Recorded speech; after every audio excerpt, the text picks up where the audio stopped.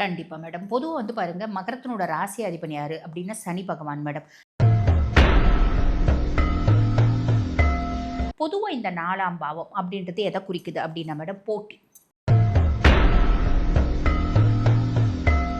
ஆரோக்கியத்துல கொஞ்சம் கவனம் அப்டின்றது தேவை. செவ்வாய் 6ல இருக்கும்போது ஆரோக்கியத்துல கவனம் தேவம்மா. அதே மாதிரி பார்த்தீங்கன்னா, அதே மாரி 2 வீலர் ஓட்டுறத குறைச்சுக்கிறது நல்லது.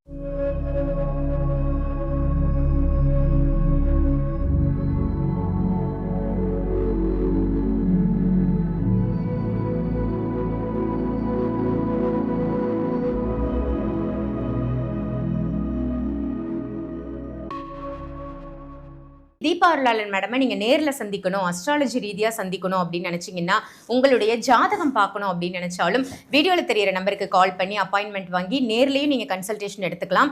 ஆன்லைன் கன்சல்டேஷனும் இருக்கு, அதையும் பயன்படுத்திக்கோங்க. ஆன்மீக பரிகார நேர்கள் அனைவருக்கும் அன்பான வணக்கங்கள். இன்னைக்கு நம்ம யாரை சந்திக்க வந்திருக்கோம், என்ன தெரிஞ்சுக்க வந்திருக்கோம் அப்படின்னு பாத்தீங்கன்னா, அஸ்ட்ராலஜர் டாக்டர் தீபா அருளாளன் மேடம் தான் சந்திக்க வந்திருக்கோம். வணக்கம் மேம். வணக்கம்மா. எப்படி இருக்கீங்க? நல்லா இருக்கேம்மா. நீங்க எப்படி இருக்கீங்க? ரொம்ப நல்லா இருக்கேன் மேம். உங்களுடைய பதிவுகள் எல்லாம் ரொம்ப நல்லா இருக்கு. அதே மாதிரி நீங்க பயிற்சி வகுப்புகள் எல்லாம் எடுத்துட்டு இருக்கீங்க, ஜோதிட பயிற்சி வகுப்புகள். அது ரொம்ப சிறப்பா போயிட்டு இருக்கு அப்படின்னு கேள்விப்பட்டேன். நிறைய பேர் எனக்கும் சொன்னாங்க, மேடமோட ஆன்லைன் கிளாஸ்ல ஜாயின் பண்ணிருக்கேன் அப்படின்னு சொல்லி. ரொம்ப சந்தோஷம் மேம். இந்த மாதிரி ஒரு ஆன்மீகத்தையும் சரி ஜோதிடத்தையும் சரி மக்களுக்கு கொண்டு போகணும் அப்படின்னு நல்ல முயற்சி எடுத்திருக்கீங்க. அதுக்கு முதற்கண் என்னோட நன்றியை தெரிவிச்சுக்கிறேன். தேங்க்யூம்மா. இன்னைக்கான டாபிக் மேம், செவ்வாய் பயிற்சி. செவ்வாய் பயிற்சி இப்போ ஒரு 48 நாள் ஒரு லாங் பீரியட்ல தான் வருது. ஸோ இந்த 48 நாள் நடக்கக்கூடிய இந்த செவ்வாய் பயிற்சி காலகட்டத்துல ஒவ்வொரு ராசிக்கும் சாதகமான விஷயம் என்ன, பாதகமான விஷயம் என்ன, இவங்க லைஃப்ல இந்த 48 டேஸ்ல இப்படி ஒரு சம்பவம் நடக்க போகுது அப்படின்னா அது என்ன சம்பவமா இருக்கும், அந்த சம்பவத்தின் மூலம் நமக்கு சாதகமா அல்லது பாதகமா. முதல்ல செவ்வாய் பயிற்சின்னு என்ன ஒரு சின்ன இன்ட்ரோ கொடுத்துருங்க. கண்டிப்பா மேடம். பொதுவா பார்த்தீங்கன்னா மேடம், இந்த செவ்வாய் பகவானை பத்தி சொல்லணும் அப்படின்னா, வீர தீர பராக்கிரம குணாதிசயங்கள் பொருந்திய கிரகம் அப்படின்னு சொல்லலாம். செவ்வாய் ஒருத்தவங்களுக்கு சுய ஜாதகத்துல எக்ஸலண்டா இருக்கா அப்படின்னே வச்சுக்கோங்களேன்.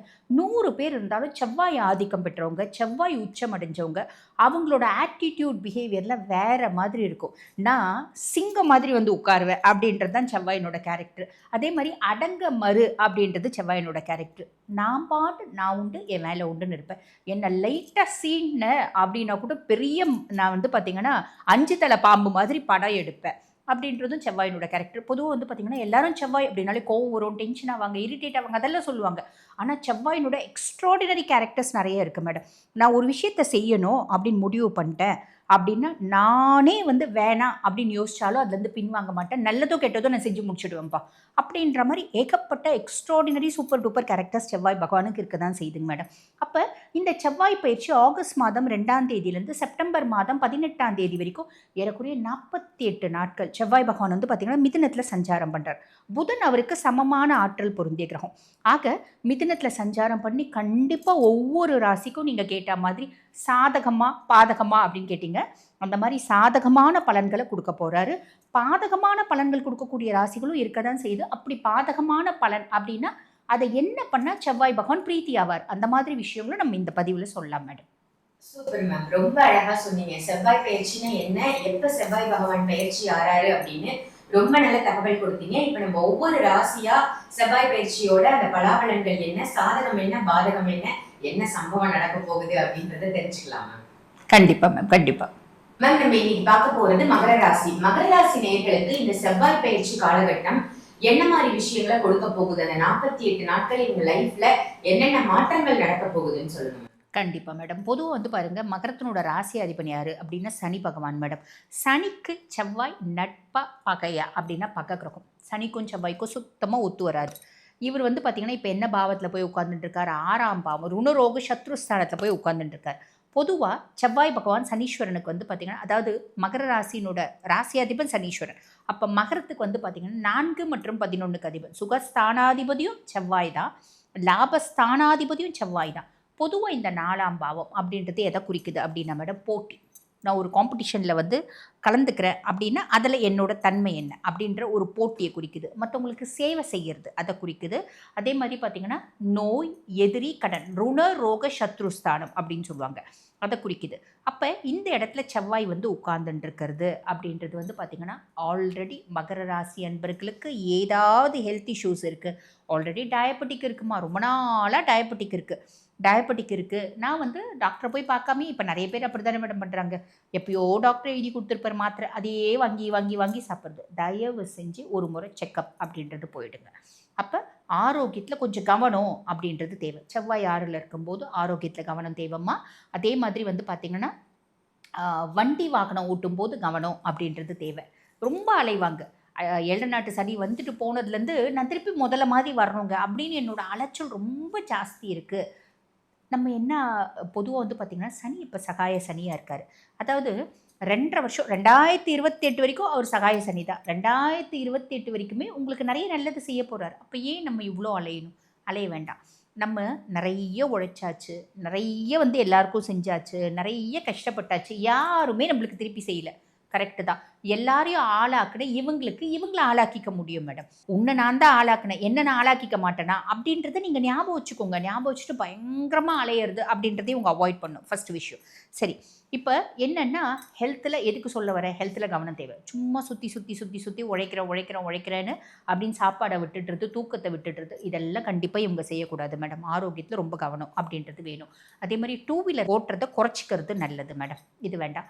பெரிய லெவலில் கடன் வாங்குற அப்படின்றது தயவு செஞ்சு வேண்டாம். அதுவும் வாங்குறாங்க அப்படின்னா தனிநபர் கடன் வாங்கக்கூடாது மேடம். பேங்க்கில் வாங்கிக்கலாம். பெரிய லெவலில் கடன். இப்போ என் தங்கச்சிக்கு கல்யாணங்க, என் தங்கச்சின்னா எனக்கு உயிர். தங்கச்சிக்கு உங்கள் மேலே உயிராக இருக்கா, உங்கள் மேலே பாசம் நிறையா இருக்கா, அனலைஸ் பண்ணுங்கள். அங்கே ஒரு query இருக்குது. ஓகேங்களா? அப்போ இவங்க என்ன பண்ணணும் அப்படின்னா அதாவது இவங்களால எவ்வளோ முடியுமோ அவ்வளோதான் மேடம் கடன் வாங்கணும். நிறைய கடன் அப்படின்றது கண்டிப்பாக வாங்கக்கூடாது.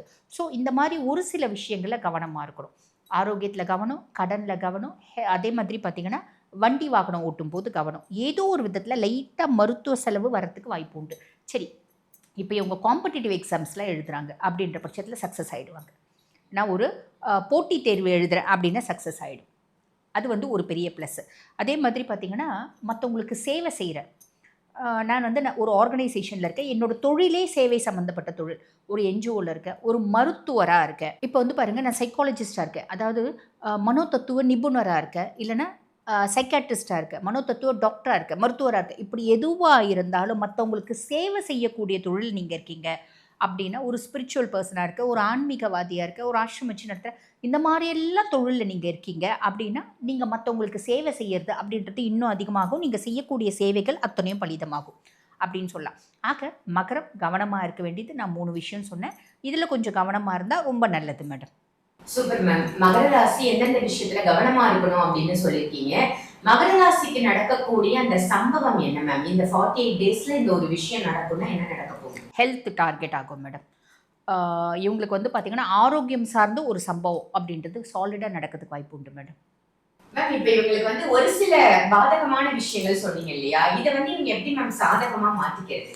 கண்டிப்பாக மேடம். இவங்க சிவ வழிபாடு, செவ்வாய்க்கிழமை தோறும் சிவனுக்கு ஒரு நெய் தீபம் ஏற்றி வழிபாடு பண்ணுறாங்க அப்படின்னா நம்ம 3 விஷயம் சொன்னோம் பார்த்தீங்களா மேடம். கடன், நோய் எதிரி, இந்த மாதிரி எந்த பிரச்சனைகளும் வராது. எல்லாமே இந்த பாதகமான பலன்களையும் சாதகமாக மாற்றிக்க முடியும் மேடம். சூப்பர் மேம், ரொம்ப அழகா சொன்னீங்க. 3 விஷயம் நமக்கு வந்து பாதகமா இருந்தாலும் அதை சிவ வழிபாடு மூலம் சாதகமா மாத்திக்கலாம் அப்படின்னு சொன்னதற்கு நன்றி மேம். நன்றி. இந்த பதிவு உங்கள் எல்லாருக்கும் பயனுள்ள பதிவாக அமைஞ்சிருக்கும் அப்படின்னு நினைக்கிறேன். இதை மற்ற ராசி நேயர்களுக்கும் கண்டிப்பாக ஷேர் பண்ணுங்கள். உங்கள் வீட்டில் யாராவது கண்டிப்பாக இந்த ராசியாக இருப்பாங்க இல்லையா, அவங்களையும் இந்த பதிவை பார்க்க சொல்லுங்கள். அதே மாதிரி தீபா அருளாளன் மேடமை நீங்கள் நேரில் சந்திக்கணும், அஸ்ட்ராலஜி ரீதியாக சந்திக்கணும் அப்படின்னு நினச்சிங்கன்னா, உங்களுடைய ஜாதகம் பார்க்கணும் அப்படின்னு நினச்சாலும் வீடியோவில் தெரியிற நம்பருக்கு கால் பண்ணி அப்பாயின்மெண்ட் வாங்கி நேர்லேயும் நீங்கள் கன்சல்டேஷன் எடுத்துக்கலாம். ஆன்லைன் கன்சல்டேஷனும் இருக்குது, அதையும் பயன்படுத்திக்கோங்க. இதே மாதிரி வேறு ஒரு நல்ல பதிவில் உங்கள் எல்லாரையும் சந்திக்கின்றேன். நன்றி, வணக்கம்.